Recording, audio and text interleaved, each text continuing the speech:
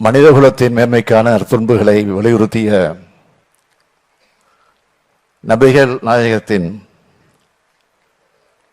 1500வது பிறந்த நாள் விழாவில் பங்கெடுத்து உங்க எல்லோரையும் சந்திப்பதில் மிகுந்த மகிழ்ச்சி அடைகிறேன், பெருமைப்படுகிறேன். மதம் என்பதை நிறுவனமாக பார்க்காம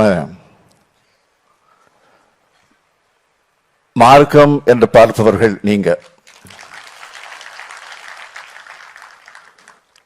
அந்த மார்க்கம் அன்பு மார்க்கமாக இருக்கணும் என்பதைத்தான்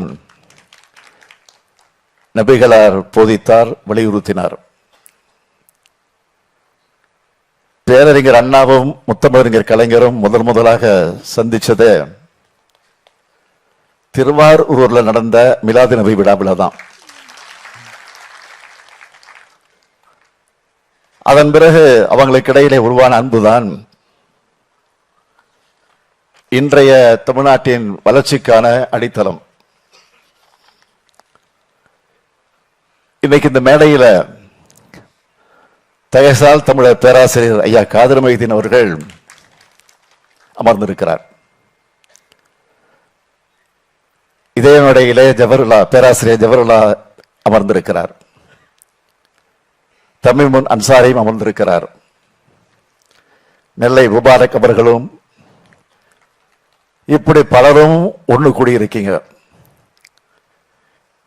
இந்த ஒற்றுமை என்னாலும் நீடிக்கணும்னு நான் விரும்புகிறேன்.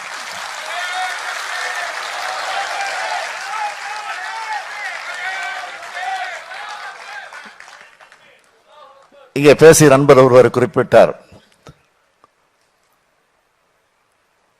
வந்து கொண்டிருக்கிறார்கள், வருவார்கள், வந்து விட்டார்கள்.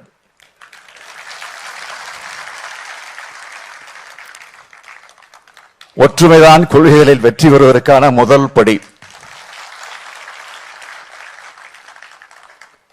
பழமைவாத அடக்குமுறைகளை எதிர்த்து ஏழைகள் மீது கருணை பொழிந்து பணக்காரர்களும் இருக்கும் பணம் மற்றவர்களுக்கும் தர வேண்டியது. உனது நடத்தை மற்றவர்களுக்கு முன்னுதாரணமாக இருக்கணும்னு வலியுறுத்தியவர் நம்முடைய நபிகளார் அவர்கள். சமத்துவத்தை வலியுறுத்திய சிந்தனையாளர் அவர். வரலாற்றில் சிலர்தான் ஒட்டுமொத்த மனித சமுதாயத்துக்கு மேலையும் தாக்கத்தை ஏற்படுத்தக்கூடிய ஆற்றலை, அந்த வாய்ப்பை பெற்றவர்கள். அப்படிப்பட்டவர்தான் நபிகள் பெருமானவர்கள். அதனால்தான் தந்தை பெரியார், பேரறிஞர் அண்ணா, முத்தமிழறிஞர் கலைஞர் ஆகியோர் நபிகள் சொன்ன சமத்துவத்தை, அன்பை புகழ்ந்தாங்க. முத்தமிழறிஞர் கலைஞர் அவர்கள் நபிகள் பெருமானாரின் வாழ்வை 3 வரிகளில் எப்படி எடுத்துச் சொன்னார் என்றால், நபிகள் நாயகம் அவர்கள் அன்பை, அமைதியை போதித்தார், அறத்தை வலியுறுத்தினார், அடுத்தவர்க்கு உதவிகள் புரிவதை உயர்ந்த பண்பாக கருதினார், அடுத்தவர் நலன் கருதி ஆற்றும் அருட்பணியே அறம் என வலியுறுத்தினார்னு சொன்னார். அப்படிப்பட்ட நபிகள் அவர்களின் 1500வது பிறந்த நாளில் காசாலா நடத்தப்பட்டு வர துயரத்தை பார்த்து மனசாட்சி உள்ள யாரும் கவலைப்படாமல் இருக்க முடியாது. இதுக்கு விரைவில் ஒரு நல்ல தீர்வு ஏற்படணும். உடனடியாக பாலஸ்தீன மக்கள் அனுபவிச்சு வரக்கூடிய கொடுமைகளை முடிவுக்கு வரணும். அதுக்கு இந்திய அரசு உறுதியான நடவடிக்கைகளை மேற்கொள்ளணும்னு நான் ஏற்கனவே பதிவு செஞ்சிருக்கிறேன். மீண்டும் ஒரு முறை இந்த நிகழ்ச்சியின் மூலமாக நான் வலியுறுத்துகிறேன்.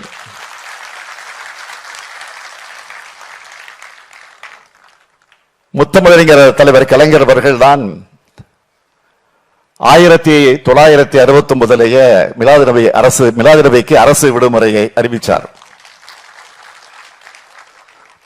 அதை 2001 அதிமுக ரத்து செஞ்சதும், மறுபடியும் 2006 கழக ஆட்சியில விடுமுறை வழங்கினதும் உங்க எல்லாருக்கும் தெரியும். அது மட்டுமல்ல, ஏன் நாங்க எப்போதும் உங்களின் ஒருவன் சொல்றோம். உங்களின் கோரிக்கையை ஆட்சியின் போது ஒவ்வொரு முறையும் பார்த்து பார்த்து செய்து கொடுத்தோம்.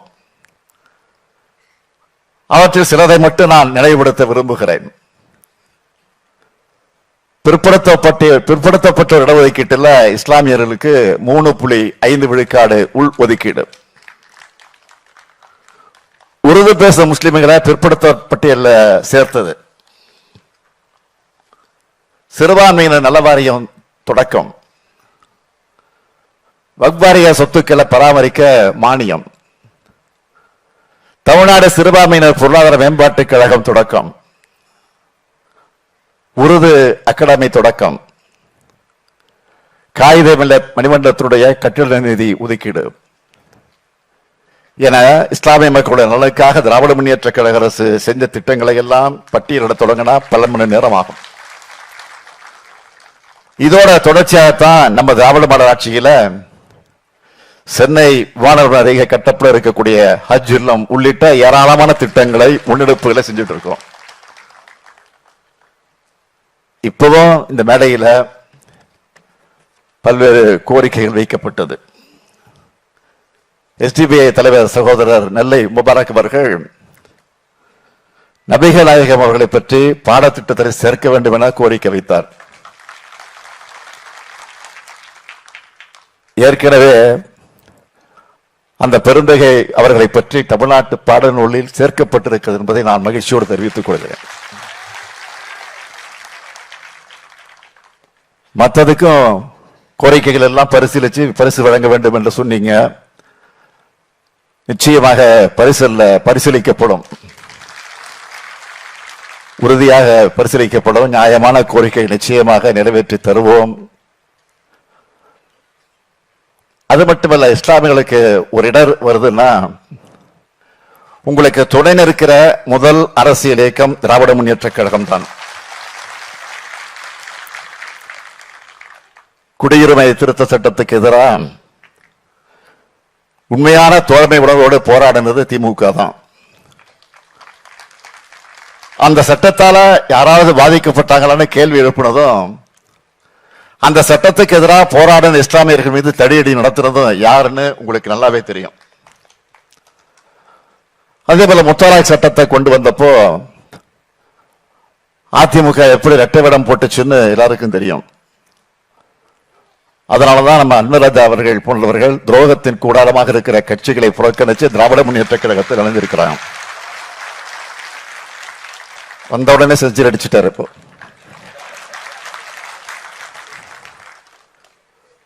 அதே போல வக்ஃப் சட்ட திருத்தத்திலையும் அதிமுக நடத்தின கபட நாடகத்தை எல்லோரும் பார்த்தாங்க.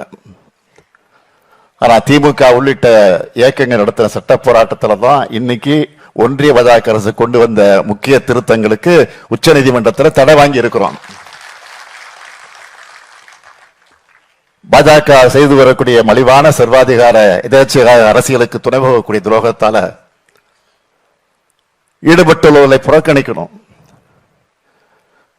நபிகள் நாயகத்தினுடைய 1500வது பிறந்த நாளை கொண்டாடும் இந்த விழா மேடையில் நின்று நான் இஸ்லாமிய மக்களுக்கு ஒரு உறுதியை தரேன். இஸ்லாமிய மக்களின் உரிமைகளை பாதுகாக்கிற, அதை பெற்று தரக்கூடிய இயக்கமா திராவிட முன்னேற்ற கழகம் உங்க கூடவே உங்களில் ஒருவராக எப்போதும் இருக்கும். நபிகளார் வலியுறுத்தின அன்பும் உலகெங்கும் அனைத்து உள்ளங்களில் பரவணும். போர்களற்ற, வன்முறைகளற்ற, வெறுப்புகளற்ற, ஆதிக்கமற்ற உலகமா நாம் வாழும் உலகம் மாறணும். நபிகள் சொன்ன பொன்மொழிகளை வாழ்விய நடைமுறைகளா மக்கள் கடைபிடிக்கணும்.